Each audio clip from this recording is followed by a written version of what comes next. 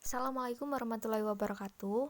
Kami dari kelompok 1 akan membahas tema tentang ruang lingkup perilaku konsumen. Anggota kami yang pertama ada Sheila Andriana Novia Putri, yang kedua ada Velinda Febrianti Andriani, yang ketiga Diana Bila, dan yang terakhir Alifa Ramasari. Untuk materinya bisa disimak pada slide berikutnya.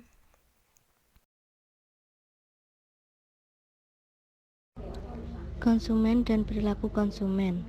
Konsumen adalah setiap orang pemakai barang atau jasa yang tersedia dalam masyarakat, baik bagi kepentingan diri sendiri, keluarga, orang lain, maupun makhluk hidup lain, dan tidak untuk diperdagangkan. Sedangkan, perilaku konsumen juga dapat diartikan sebagai tindakan seseorang atau individu yang langsung menyangkut pencapaian dan penggunaan produk, termasuk proses keputusan yang mendahului dan menentukan tindakan tersebut. Berikut ini merupakan faktor-faktor yang mempengaruhi perilaku konsumen. Di antaranya adalah faktor budaya, faktor sosial, faktor pribadi, dan faktor psikologi.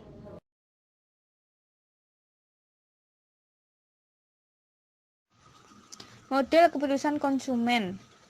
Model tingkah laku keputusan dari seorang individu berdasarkan 4 perspektif, yaitu yang pertama, manusia ekonomi.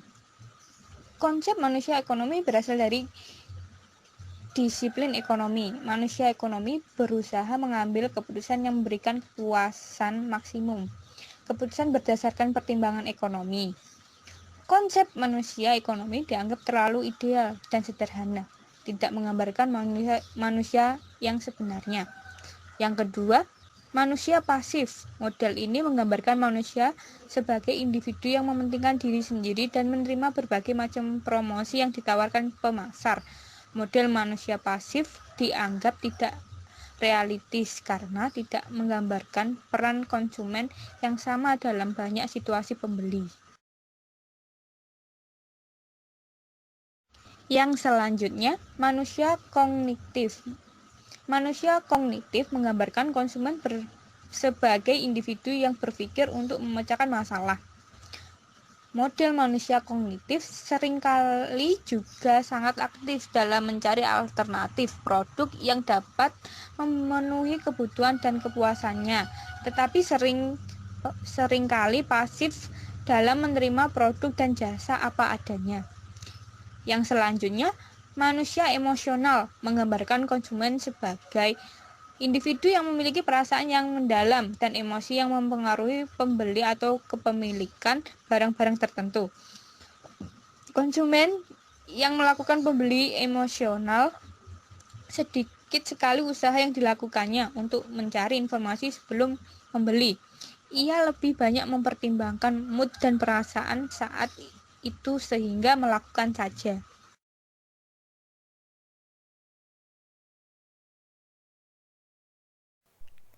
Nah, selanjutnya untuk pengambilan keputusan konsumen ada 3 jenis, yaitu yang pertama, pemecahan masalah yang diperluas atau extensive problem solving.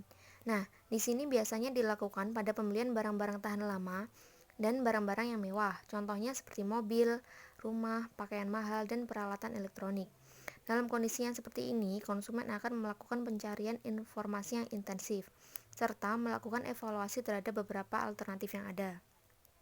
Kemudian yang kedua yaitu pemecahan masalah terbatas atau limited problem solving. Nah, pada tipe keputusan ini, konsumen telah memiliki kriteria dasar untuk mengevaluasi kategori produk yang ada dan berbagai merek pada kategori tersebut. Namun, konsumen belum memiliki referensi tentang merek tertentu.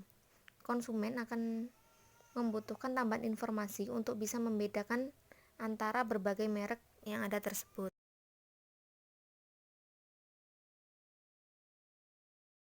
Selanjutnya, untuk pemecahan masalah yang ketiga yaitu pemecahan masalah rutin atau routine response behavior.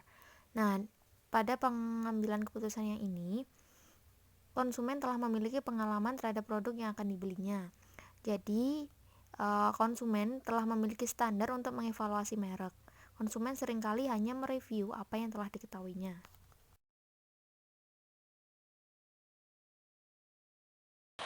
Selanjutnya yakni pemasaran dan perilaku konsumen. Pemasaran adalah suatu proses sosial dan manajerial, di mana individu dan kelompok mendapatkan kebutuhan dan keinginan mereka dengan menciptakan, menawarkan, dan bertukar sesuatu yang bernilai satu sama lain. Konsep pemasaran bertujuan untuk memberikan kepuasan terhadap kebutuhan dan keinginan konsumen. Dengan mendapatkan sejumlah laba, maka seluruh kegiatan dalam perusahaan yang menganut konsep pemasaran harus diarahkan. Kegiatan ini meliputi personalia, keuangan, pemasaran, produksi, dan kegiatan lain.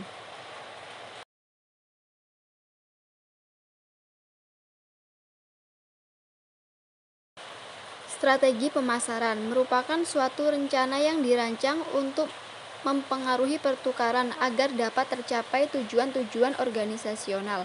Secara khusus, strategi pemasaran itu ditunjukkan untuk meningkatkan probabilitas atau frekuensi perilaku konsumen, seperti berlangganan pada toko-toko tertentu atau membeli produk-produk tertentu. Ini dapat dilakukan dengan mengembangkan dan menyajikan bauran pemasaran yang diarahkan pada pasar sasaran tertentu.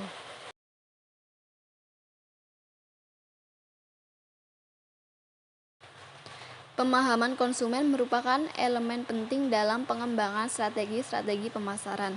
Sangat jarang ada keputusan strategi yang tidak melibatkan pertimbangan tentang perilaku konsumen. Sebagai contoh, analisis tentang persaingan memerlukan suatu pemahaman tentang satu apa yang dipikirkan dan apa yang dirasakan oleh konsumen, menyangkut merek-merek yang bersaing. Yang kedua, konsumen manakah yang membeli merek-merek tersebut dan mengapa mereka membeli. Yang ketiga, dalam situasi-situasi seperti ini, apakah konsumen membeli dan menggunakan produk-produk saingan?